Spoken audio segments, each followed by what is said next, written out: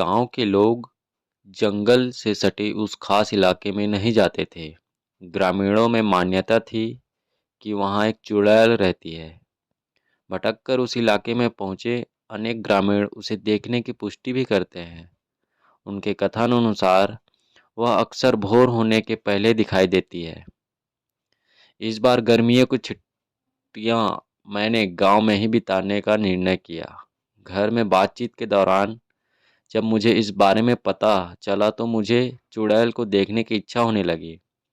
Horror फिल्मों के अलावा मैंने आज तक चुड़ैल नहीं देखी थी, इसलिए अगले दिन सुबह सुबह अंधेरे में ही उठकर मॉर्निंग वॉक के बहाने उस ओर निकल आया।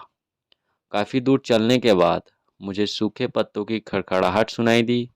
मैं ठिठर कर खड़ा हो गया और ध्वनि की दिशा में सतर्क होकर देखने लगा।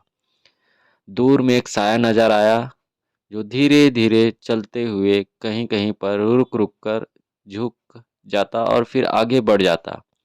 मेरे शरीर में कपकपी दौड़ गई। जी, मैं आया घर वापस चला लौटा आया, किंतु साहस बटोर कर मैंने उसके पास जाने का निर्णय लिया। जैसे ही मैं साये के करीब पहुंचा, वह मुझसे दूर दिशा में जाने लगा। मैं तेज चलकर उसके सामने खड़ा हो गया। सामने सफ़ेद बालों वाली मैले चुड़ैल नहीं सॉरी कुचैले कपड़े पहने नंगे पैर एक काली बुढ़िया खड़ी थी। उसके हाथों में सरकंडे से बनी एक टोकरी थी जिसमें गोबर रखा था।